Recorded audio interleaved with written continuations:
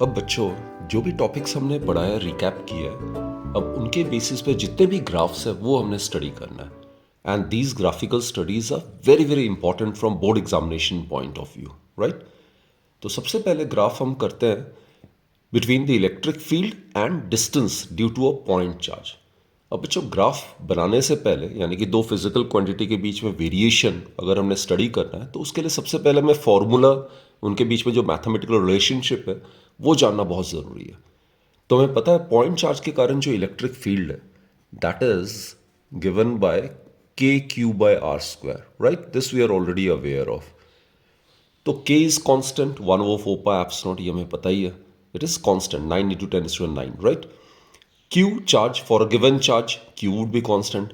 तो E जो है वो inversely proportional to R square है। अब बच्चों, हमें किसके बीच में ग्राफ बनाना है? E और R के बीच में, राइट। तो ये इन्वर्स स्क्वायर लॉ अवे कर रहा है। तो ये बहुत ही स्टीपर ग्राफ होना चाहिए, नैरोअर होना चाहिए और बहुत ज़्यादा सेंसिटिव होना चाहिए चेंजेस के। सो it should be like this. तो इसका ग्राफ अगर ई और आर के बीच में अगर ग्राफ बनाते हैं तो बहुत स्टीपर होगा, नैरो होगा। थोड़ा भी अगर आर को अगर चेंज करते हैं तो करस्पॉन्डिंगली ई में बहुत ज़्यादा चेंज होगा। So this is the graph. It will meet at infinity. R zero के करस्पॉन्डिंग ई इन्फिनिटी होगा and vice versa, right. So graph is much steeper, narrower and very very sensitive to changes. Distance अगर मैं double कर दूंगा तो electric field will become 1/4 times. Distance अगर मैं 3 times बढ़ा दूंगा तो electric field will get reduce to 1/9 times, right. Okay, अब हम करते हैं Coulomb's force versus 1/r square. Again Coulomb's force जो है it is the basic law in electrostatics, right. And Coulomb's force between the 2 point charges it's given by के। मान लेते हैं दो point static charges Q1 Q2 है, तो के Q1 Q2 by are square. अब इन दोनों में फर्क देखना बच्चे, ये भी इनवर्स स्क्वायर लॉ ओबे कर रहा है, but here we are suppose to plot a graph between F and 1/r square. F और आर के बीच का ग्राफ नहीं प्लॉट कर रहे हम, यहाँ पे ग्राफ प्लॉट करना है हमने एफ और 1/r स्क्वायर के बीच में। 1/r square is being represented along the X axis. तो इन दोनों में लीनियर डिपेंडेंसी है। ये y is equal to M X के स्टैंडर्ड इक्वेशन में है, राइट। हम एक्स एक्सिस को 1/r स्क्वायर से रिप्रेजेंट कर रहे हैं। तो in this case f and 1/r square they are linearly dependent. और कभी भी दो फिजिकल क्वांटिटीज अगर लीनियरली डिपेंडेंट होता है, y equals to M X, that's a standard equation of a straight line. So the graph between f and 1/r square would be a straight line passing through the origin, right. ये linearly dependent है, directly proportional. It's not a graph between F and are, it's a graph between F and 1/r square. So it will be like this. Then बच्चों, come to this one, Coulomb force versus distance due to 2 point charges. This is a very very interesting case. अब हमें पता है बच्चों, Coulomb force जो electrostatic force होता है दो चार्जेस के बीच में, उसका नेचर अट्रैक्टिव भी हो सकता है और रिपल्सिव भी हो सकता है, राइट। तो अगर दो चार्जेस अगर लेते हैं हम Q1 Q2 और अगर ग्रेटर देन जीरो इनका प्रोडक्ट, इसका मतलब है या तो दोनों चार्जेस पॉजिटिव होंगे या दोनों चार्जेस नेगेटिव होंगे। It means that we are talking about like charges. So here the nature of the charges is like charges. Either both the charges would be positive or both the charges would be negative. तो इस case में F जो होगा that is positive, इसको हम first quadrant में represent करेंगे। और हमें पता है F जो है वो इनवर्स स्क्वायर लॉ ओबे करता है। It is K Q1 Q2 by are square. तो obviously it obey inverse square law. Inverse square law में मैंने बताया हुआ है ग्राफ ज़्यादा स्टीपर होता है, नैरोअर होता है और ज़्यादा सेंसिटिव होता है चेंजेस के। यानी कि दो पॉइंट स्टैटिक चार्जेस के बीच में डिस्टेंस अगर मैं डबल कर दूंगा फोर्स विल बिकम 1/4 टाइम्स। अगर मैं distance if it is increase to 3 times the force will become 1/9 times, isn't it. तो ज़्यादा स्टीपर होता है। और इसमें ध्यान रखना हम एफ और आर के बीच में ग्राफ प्लॉट कर रहे हैं। एफ और 1/r स्क्वायर के बीच में तो स्ट्रेट लाइन था, but here we are plotting graph between F and r. तो it will be a graph like this, very steep. It is very sensitive to the changes like this. और ये first quadrant में ये बताता है कि force is repulsive in nature. और यही चीज़ अगर हम करते हैं for the system where Q1 Q2 is less than zero, यानी कि एक चार्ज अगर पॉजिटिव है तो दूसरा नेगेटिव है, तभी इनका प्रोडक्ट लेस देन जीरो होगा, या vice versa. So we are talking about unlike charges. तो यहाँ पे बच्चों नेचर ऑफ फोर्स जो होगा दैट मस्ट बी अट्रैक्टिव। तो उस केस में इसको हमने इस क्वाड्रेंट में ग्राफ प्लॉट करना है। ग्राफ का नेचर सेम ही रहेगा बट क्वाड्रेंट चेंज हो जाएगा, just to indicate its attractive and repulsive nature. It will be like this. So, this is the graph between F and R. F and R in case of a system comprising of two like charges and unlike charges. Right? Again, concentrate on the fourth graph. This is the electric graph between electric field versus 1 by R square. Again बच्चों electric field का basic formula due to a point charges K Q by are square. तो E जो है वो proportional to 1 by are square है, inverse square obey करता है, कोई डाउट नहीं है। तो ई और आर के बीच में अगर हम ग्राफ प्लॉट करेंगे it will be like this, a curve which is much steeper narrower, right, more sensitive to changes in the value of R. लेकिन अगर ई और 1 बाय आर स्क्वायर के बीच में अगर रिप्रेजेंट करेंगे तो ये दोनों लीनियरली डिपेंडेंट है, डायरेक्टली प्रोपोर्शनल है।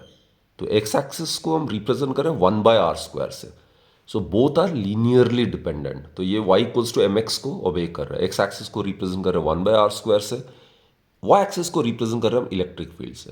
तो it is in the standard form of y equals to M x which represents a straight line passing through the origin. So इसका जो ग्राफ होगा it will again be a straight line passing through the origin. अब बच्चों आगे हम graph करेंगे electric field versus distance due to a line charge distribution. अब line charge distribution मतलब ये है, कोई वायर है या कोई भी थ्रेड है, इसमें चार्ज यूनिफॉर्मली डिस्ट्रीब्यूटेड है,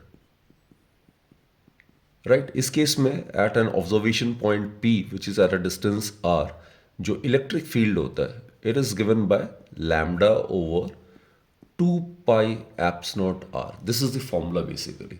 सो लाइन चार्ज डिस्ट्रीब्यूशन के लिए इलेक्ट्रिक फील्ड डिस्टेंस के साथ इस तरीके से वैरी करता है। So it is the standard equation of y is equal to k by x, isn't it? तो ये इसका ग्राफ क्या होता है? It is a standard equation of hyperbolic curve, right. तो इसका ई और आर के बीच में जो ग्राफ प्लॉट करेंगे वो हाइपरबोलिक कर्व होना चाहिए, जो कि डिक्रीज करता है at a constant rate. R जैसे जैसे बढ़ेगा ई वैसे वैसे कम होता जाएगा कांस्टेंट रेट के साथ। So we are basically suppose to draw hyperbolic curve. So it will be like this.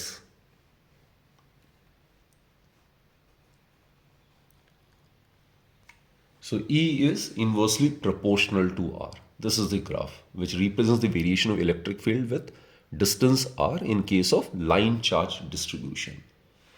अब बच्चों अगर यही चीज लाइन चार्ज डिस्ट्रीब्यूशन में आता है कि आप ग्राफ प्लॉट करो E और 1 बाय आर के बीच में, E और 1 बाय आर के बीच में, इलेक्ट्रिक फील्ड आर के तो इन्वर्सली प्रोपोर्शनल है तो ये हाइपरबोलिक कर्व होगा, लेकिन ई और 1 बाय आर के बीच में रिलेशन क्या है? ये दोनों डायरेक्टली रिलेटेड है, लीनियरली डिपेंडेंट है। 1 बाय आर को अगर 2 टाइम्स करोगे electric field will become 2 times, 1 by R को अगर 3 टाइम्स करोगे electric field will become 3 times, isn't it? So basically E and 1 by R, they are linearly dependent. So if you plot a graph between E and 1 by R, it should be a straight line passing through the origin. कभी भी दो physical quantities में अगर linear dependency होती है तो उनके बीच में ग्राफ हमेशा स्ट्रेट लाइन आता है, राइट। ये बच्चों इंटरेस्टिंग केस है। हमें ग्राफ प्लॉट करना है एक ही ग्राफ में, हमें दो चीज़ें दिखानी है, एक तो इलेक्ट्रिक पोटेंशियल पॉइंट चार्ज के कारण और एक इलेक्ट्रिक पोटेंशियल आइडियल डाइपोल के कारण वर्सेस डिस्टेंस। तो for point charge we are aware, ये हम सभी को पता ही है, पॉइंट चार्ज के लिए पोटेंशियल का फॉर्मूला क्या होता है बच्चे? K Q by R, isn't it? K Q by R. तो ये इन्वर्सली प्रोपोर्शनल टू आर होता है। और फॉर अ डाइपोल, डाइपोल के लिए पोटेंशियल जो वो इन्वर्स स्क्वायर लॉ को ओबे करता है। तो बेसिकली जैसे मैंने बताया ग्राफ हम फिजिकल क्वांटिटीज के बीच में तभी प्लॉट कर पाएंगे जब हमें उनके बीच में मैथमेटिकल रिलेशनशिप हमें क्लियर होगा, डिपेंडेंसी कैसी है, दोनों फिजिकल क्वांटिटीज का आपस में वो किस तरीके से डिपेंड करता है, राइट। तो पॉइंट चार्ज के लिए V is inversely proportional to R। तो इसके लिए जैसे मैंने बताया था, अगर इन्वर्सली प्रोपोर्शनल होता है तो उसके लिए ग्राफ जो होता है दैट इज हाइपरबोलिक कर्व। तो हाइपरबोलिक कर्व में it will be like this. ये लीनियरली चेंज होता है, लीनियरली वैरी करता है। लीनियरली का मतलब है कांस्टेंट रेट से डिक्रीज कर रहा है पोटेंशियल। ये हो जाएगा for a point charge. This is for point charge. तो इस केस में V जो है वो डिक्रीज कर रहा है कांस्टेंट रेट से with respect to distance R। अगर हम डाइपोल के केस में पोटेंशियल और डिस्टेंस के बीच में ग्राफ प्लॉट करते हैं तो वो ग्राफ क्या होना चाहिए, इनवर्स स्क्वायर लॉ ओबे कर रहा है। तो ये ग्राफ ज़्यादा स्टीपर होना चाहिए, ज़्यादा नैरोअर होना चाहिए और ज़्यादा सेंसिटिव होना चाहिए to the changes in the value of R। तो उसको हम रिप्रेजेंट करेंगे बच्चों, आप यहीं से स्टार्ट कर सकते हो। उसको हम रिप्रेजेंट करेंगे ज़्यादा स्टीप कर्व से, लाइक दिस। तो दिस इज फॉर डाइपोल। दोनों केस में दोनों एंड जो वो इन्फिनिटी पे टच करेगा दोनों एक्सेस पे। बट अगर इन्वर्स स्क्वायर लॉ ओबे कर रहा है तो उसमें ग्राफ जैसे मैं बार बार बता रहा हूँ कि वो ज़्यादा स्टीपर होना चाहिए, ज़्यादा नैरोर होना चाहिए और ज़्यादा सेंसिटिव होना चाहिए। सेंसिटिव का मतलब थोड़ा भी अगर चेंज करते हैं R के वैल्यू में तो V corresponding change in value of V would be much appreciable, right. Same उसी तरीके से हम ये वाला ग्राफ भी आराम से प्लॉट कर सकते हैं। इसमें बच्चों इलेक्ट्रिक फील्ड हमें प्लॉट करना है, electric field due to a point charge and ideal dipole, right. Point charge के लिए इलेक्ट्रिक फील्ड जो है for point charge we are aware, for point charge electric field जो है वो inversely proportional to the square of the distance between the charges होता है, right. K Q1 Q2, in fact K Q by R square, Q is the source charge. But for dipole, whether we are talking about at a point on the axial line or equatorial line, electric field इस तरीके से distance में vary करता है। तो वैसे तो मैंने पहले ही बताया था, अगर इन्वर्स स्क्वायर लॉ है तो वो ज़्यादा स्टीपर होगा, और अगर 1/r³ के अगर प्रोपोर्शनल है तो और ज़्यादा स्टीपर होगा और ज़्यादा सेंसिटिव होगा to the changes in R। तो उसको रिप्रेजेंट कैसे करना ज़रा चेक करो। ये हम बना रहे हैं due to a point charge, काफ़ी स्टीपर है, right. This is suppose for point charge, ये ऑलरेडी स्टीपर है। लेकिन डाइपोल के लिए इलेक्ट्रिक फील्ड डिस्टेंस के साथ इस तरीके से वैरी करता है। तो यहाँ तो डिस्टेंस को थोड़ा भी चेंज करोगे तो इलेक्ट्रिक फील्ड बहुत ज़्यादा एप्रिशिएबली चेंज हो जाएगा। तो E और R के बीच में डाइपोल के केस में अगर ग्राफ प्लॉट करते हो तो उसका भी नेचर भी ऐसे ही होगा, लेकिन वो और ज़्यादा स्टीपर होगा, नैरोअर होगा और ज़्यादा सेंसिटिव होगा। तो उसको हम रिप्रेजेंट करेंगे इस तरीके से, इसको स्टीपर बनाने के लिए like this. But point to be noted is that ये ग्राफ जो वो इन्फिनिटी पे ही टच करेगा, right. So this one is for dipole,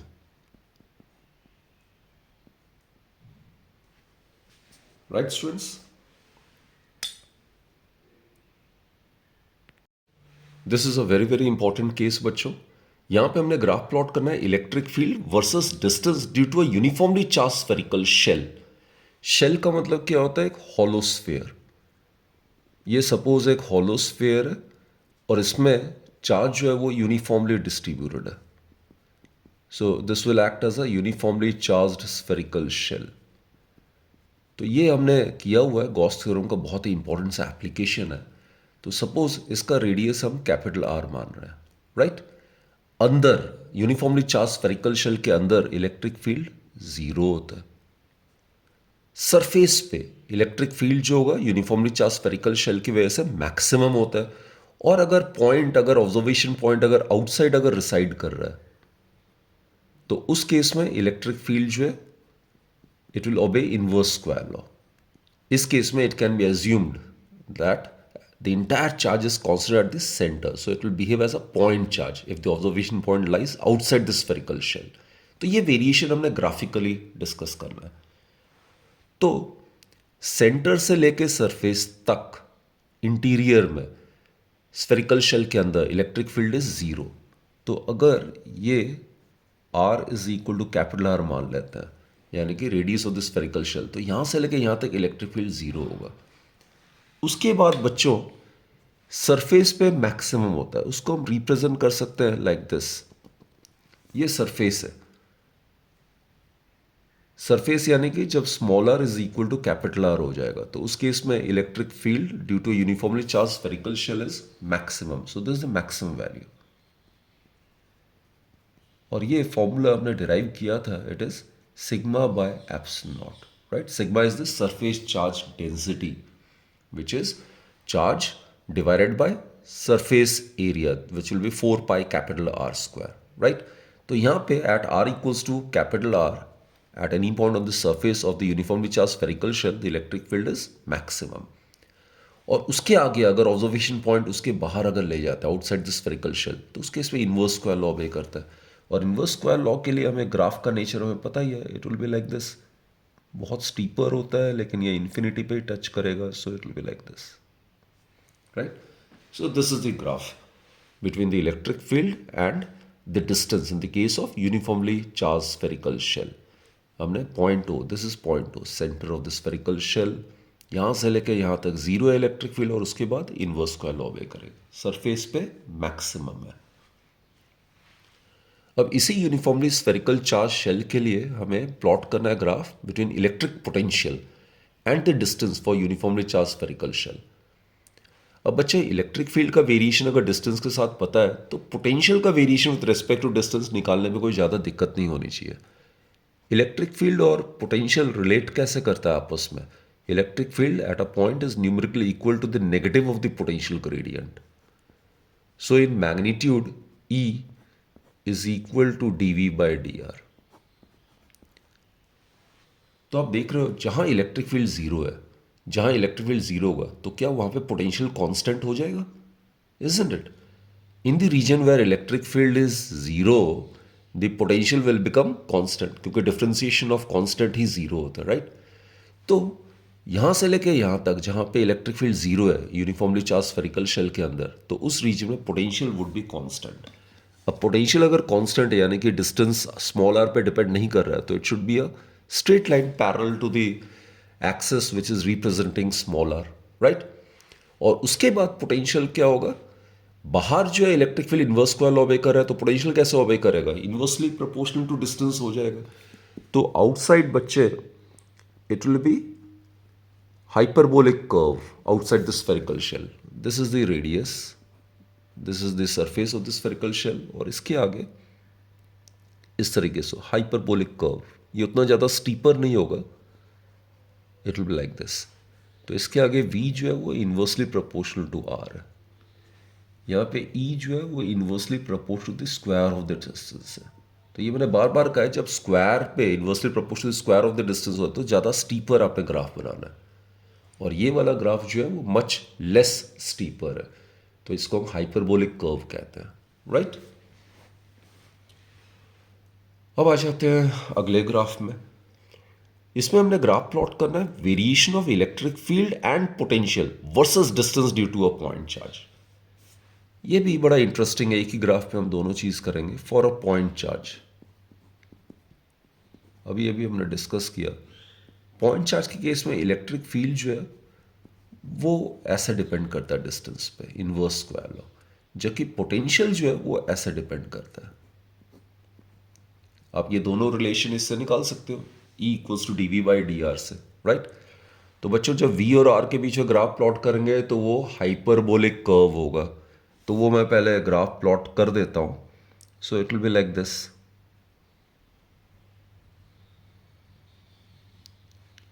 तो ये V proportional to 1 by R हो गया, ठीक है? ये हाइपरबोलिक कर्व है। जब मैं E और R के बीच में ग्राफ प्लॉट करूंगा तो वो भी कर्व ही होगा, लेकिन वो ज़्यादा स्टीपर होगा, नैरोअर होगा और ज़्यादा सेंसिटिव होगा डिस्टेंस के। तो उसको रिप्रेजेंट करने के लिए ज़्यादा मैंने स्टीपर बनाना है, right? So it will be like this, बहुत ज़्यादा सेंसिटिव है। तो this graph will represent the variation between electric field and the distance because it is obeying inverse square law. Am I clear? Okay, this one. Electric field versus distance for a uniformly charged thin infinite sheet of charge. बच्चे ये भी interesting case है, ये भी हम discuss कर ही चुके हैं. मैंने बार बार कहा है ग्राफ तभी आप बना पाओगे डिफरेंट फिजिकल क्वांटिटीज़ के बीच में जब आपको उनके बीच में मैथमेटिकल रिलेशनशिप पता होगा कि वो एक दूसरे पे डिपेंड कैसे करता है. तो वो इनफाइनाइट थिन शीट है मान लेते हैं, कहीं पे भी ऑब्जर्वेशन पॉइंट हो, कहीं पे भी suppose at a distance r, तो यहाँ पे इलेक्ट्रिक फील्ड हमने पाया था it is given by sigma by 2 epsilon naught. What I mean to say is that electric field at any point due to a uniformly charged thin infinite sheet is independent of the distance. चाहे observation point पास में है, दूर में है, कहीं पे भी है, वो आर पे निर्भर नहीं करता है. तो इनके बीच में जो ग्राफ होगा ऑब्वियसली डिस्टेंस में ना डिपेंड करने का मतलब है it will be a straight line parallel to the axis which is represented by r. So and the value is E is constant and this constant value is sigma by 2 epsilon naught. Sigma बच्चों it's the surface charge density, right? In this case we are supposed to plot a graph between energy which is stored in a capacitor versus the capacitance, and this is the key point when charge is constant. बच्चों charge जब constant रहता है तो make use of this particular formula. Energy के वैसे भी expressions काफ़ी सारे हैं energy stored in a capacitor के, so this is one of the formula Q square divided by twice C. तो बच्चे अगर चार्ज कांस्टेंट है, if Q is constant then obviously जो energy stored in a capacitor है वो inversely proportional to the capacitance है, right? तो इनके बीच में ग्राफ अगर हम प्लॉट करते हैं ये इनवर्सली प्रोपोर्शनल है, तो अगेन ग्राफ का नेचर क्या हो जाएगा, ये हाइपरबोलिक आना चाहिए. So it should be like this. It's a hyperbolic curve. So this shows the variation between U and C when the charge is constant. यहाँ पे अगेन हमें एनर्जी और कैपेसिटेंस के बीच में ग्राफ प्लॉट करना है, लेकिन यहाँ पे पोटेंशियल कांस्टेंट होना चाहिए. तो इस फॉर्मूले में तो पोटेंशियल है नहीं, तो Q के जगह अगर CV अगर सब्स्टिट्यूट करते हैं तो it will become C square V square divide by twice C. So eventually the formula for the energy stored in a capacitor in terms of potential, it is half CV square, right? So if V is constant, potential difference अगर constant है तो make use of this particular formula. तो energy जो है stored in a capacitor is directly proportional to capacitance. और बच्चों दो physical quantities में जब linear dependency होती है, मैंने आपको बार बार कहा है, then the graph between those two physical quantities is a straight line passing through the origin. Y equals to mx के फॉर्म में. That's a standard equation of a straight line passing through the origin, right? ये बच्चों बहुत ही interesting और ये बहुत important सा question है, ये बोर्ड्स में भी आ चुका है ये. तो इसमें हमें ग्राफ प्लॉट करना है between the coulomb force and 1/r². F और 1/r² के बीच में ग्राफ हमें पता है स्ट्रेट लाइन होता है, राइट? लेकिन अब इसमें नेचर ऑफ फोर्स क्या है ज़रा देखते हैं. पहले इस पेयर के लिए हमें ग्राफ प्लॉट करना है. इसमें देखो दोनों लाइक चार्जेस हैं, तो nature of the force is repulsive, so that will be represented F यानी कि पॉजिटिव होगा, तो इसको हम फर्स्ट क्वाड्रेंट में रिप्रेजेंट करेंगे. ये पेयर ऑफ चार्जेस में एक 4 माइक्रोकूलम है, एक -2 माइक्रोकूलम है, तो we are talking about unlike charges. तो यहाँ पे nature of the force is attractive. अगर F equals to K Q1 Q2 बाय r² करेंगे तो एफ का वैल्यू नेगेटिव आएगा. नेगेटिव मतलब अट्रैक्टिव नेचर को रिप्रेजेंट कर रहा है ये, तो इसको हमने फोर्थ क्वाड्रेंट में प्लॉट करना है, एफ नेगेटिव को शो करना है. और हमें पहले ही पता है एफ और 1/r² के बीच में जो ग्राफ है that is a straight line. Formula is we are aware k which is constant 1/4 pi epsilon naught. In vacuum it is 9 × 10⁹. क्या होता है Q1 Q2 बाय r². तो पहले वाले पेयर में जो प्रोडक्ट ऑफ चार्जेस है वो आ जाएगा 4 माइक्रोकूलम, राइट? दूसरे वाले में आएगा 8. I am talking about the magnitude. Force जो है वो डायरेक्टली प्रोपोर्शनल होता है product of the magnitude of the charges. तो इन दोनों चार्जेस के बीच में जो फोर्स का मैग्नीट्यूड होगा वो बहुत ज़्यादा होगा as compare to the magnitude of the force between these two charges, right? तो वो भी हमने ग्राफिकली डिपिक्ट करना है. तो जैसे मैंने कहा एफ और 1/r² के बीच में तो graph would be a straight line, कोई डाउट ही नहीं है. ये किसके लिए है फोर्स? ये 1 माइक्रोकूलम और 3 माइक्रोकूलम के बीच में जो फोर्स है, ये लाइक चार्जेस है, nature of the force repulsive होगा, तो उसको हमने फर्स्ट क्वाड्रेंट में रिप्रेजेंट किया है। So nature of the force is repulsive, right. जबकि इसमें मैंने कहा इसमें पेयर ऑफ चार्जेस क्या है, इसका मैग्नीट्यूड ज़्यादा है। इसमें 3 × 1 3 माइक्रोकूलम आ रहा था, इसमें 8 माइक्रोकूलम आएगा। और फोर्स जो है डायरेक्टली प्रोपोर्शनल है Q1 Q2 के, तो यहाँ पे इनके बीच में फोर्स का मैग्नीट्यूड ज़्यादा है। तो बच्चों इसका अपने स्लोप ज़्यादा शो करना है, it will be like this. तो ये आपने ग्राफिकली डिपिक्ट करना है, ये भूलना नहीं है आपने। तो एक तो इसको हमने फोर्थ क्वाड्रेंट में प्लॉट कर रहे हैं हम, और ये है इस पेयर के लिए between 4 microcoulomb and -2 microcoulomb, right? So this is the proper representation of the graph showing the variation between f and 1 by r square. Not between f and r, it is between f and 1 by r square. So it will be a straight line, and since in this pair the magnitude of charges is more, तो इसमें ज़्यादा slanting होगा, ज़्यादा steeper होगा, right? अगला करते हैं बच्चे, इसमें हमें चाहिए ग्राफ प्लॉट करना है कैपेसिटेंस और distance between the plates of a parallel plate capacitor. अब पैरेलल प्लेट कैपेसिटर में जो कैपेसिटेंस का फॉर्मूला है वो होता है eps naught A by D in case of air और वैक्यूम। ए होता है cross section area of the plates, तो और डी होता है distance between the separation of the plates, right. तो basically for a given plate अगर हम डिस्टेंस बिटवीन द प्लेट्स को कम ज़्यादा करते हैं तो वो इस तरीके से वैरी करेगा, isn't it? Inversely proportional. Distance बढ़ाएंगे तो कैपेसिटेंस कम होगा।